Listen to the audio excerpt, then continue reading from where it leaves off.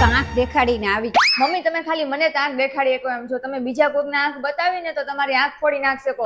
અરે અક્કલ વગરની ડોક્ટરને આંખ બતાવીને આવી એમ કહું છું તને. તો એમ કહો ને કે ડોક્ટર પાસે આંખ દેખાડીને આવી. મને એમ થયું કે તમે મારી સિવાય કોને દેખાડીને આવ્યા આંખ.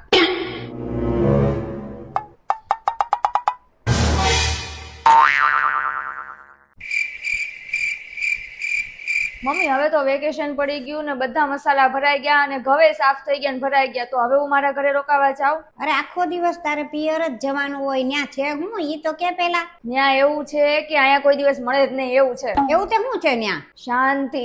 સીધે સીધું કહી દે કે કામથી બચવા માટે જ હું મારા પિયર જાઉં છું એમ કહી દે ને. મમ્મી જ્યારે હોય ત્યારે હું જ્યારે એમ કહું ને કે મારે મારા ઘરે જાવું છે, તમે કઈક ને કઈક બાના કાઢ્યા જ રાખો છો. જો હોળી પહેલા મેં તમને કીધું હતું ને તો ત્યારે તમે એમ કીધું કે ઘઉં લેવાના છે ને મસાલા ભરવાના છે, તો હવે કહું છું તો હજી તમને એમ છે કે કામથી બચવા માટે ત્યાં જાઉં છું. હવે તારે બોલવાનું બંધ કરવું છે કે નહીં? જા અહીંથી. અત્યારે તો જાઉં છું પણ જો મારે 6 મહિના થઈ ગયા છે હું મારા ઘરે નથી ગઈ, એટલે હું કાલથી જવાની છું. એમ ક્યાંથી તું જાતી હતી કાલે? કાલ તો મારી દીકરી આવવાની છે અહીંયા રોકાવા. શું?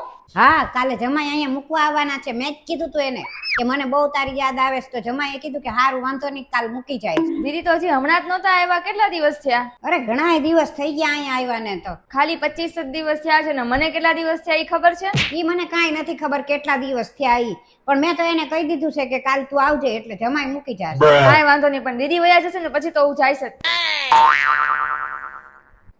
ખબર નહીં આ આજકાલની આવેલી છોકરીઓને નકરું પિયર જ યાદ આવે છે. અમારા જમાનામાં તો અમારી હાવ અમને 4 વર્ષે નહોતી જવા દેતી ને આ લોકો તો આ બસ 15 દી થયા ને કે હાલો પિયર, 20 દી થયા ને કે હાલો પિયર. અને જાણે એમ કે અમારે તો કેટલાય દિવસ થઈ ગયા, હજી તો હમણાં જઈને આવી તોય પાછી કેસ કે હું તો જવાની જ. કેમ છે તને? મજામાં ને? બાકી તબિયત બધાયની સારી છે ને? હા હો મજામાં, ઘરે બધા મજામાં, બધું બરોબર જ છે. તમને કેમ છે?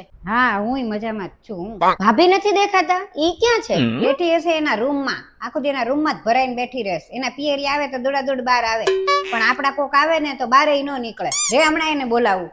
મનીષા અહીંયા આવું તો. આખો દી વો વો વો. હવે તો છોકરી આવી ગઈ એની હારે વાત કરો ને. જોયું ને એકવાર બોલાવી તોય હજી નથી આવતી. આ મોબાઈલમાં પડી હશે, ફરીને બોલાવું. રે મનીષા આવતો.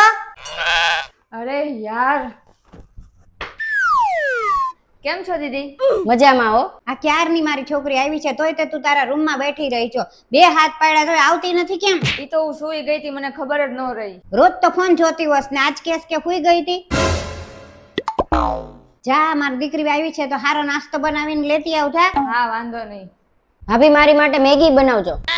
અરે દીદી મેગી કોણ ખાય? જાને તું બનાવીને તો લાવ, ખાશે મારી છોકરી. હા લાવું છું. હમણાં પિયરે આવ્યો હોય તો હવારથી નાસ્તાની તૈયારી કરી દે. આ લાવું ઓલું લાવું ફલાણું લાવું કર્યા કરે. અને એક અમારી છોકરીને મેગી નું કીધું તો એ કે અત્યારે મેગી ખાવી. હા તો ગમે તારે ખાય મેગી. ગાણે તો લોહી પીધા છો. એક તો મને જવાનો દીધી મારા ઘરે અને એક આ ઓર્ડર કરવા વાળું મશીન આવી ગયું. મારે કઈક મારો મગજ હલાવવો પડશે કઈ. લે હું કહી દઉં મનીષાને કે અમે જઈએ છીએ શોપિંગ કરવા, અની રસોઈ કરીને રાખે, આપણે પછી આવશું નિરાત. મનીષા અમે જઈએ છીએ અને શોપિંગ કરવી છે ને થોડીક, એટલે ગામમાં, અને થોડીક વાર લાગશે હો, એટલે તું રસોઈ કરીને રાખજે, અમે આવશું મોડા. હા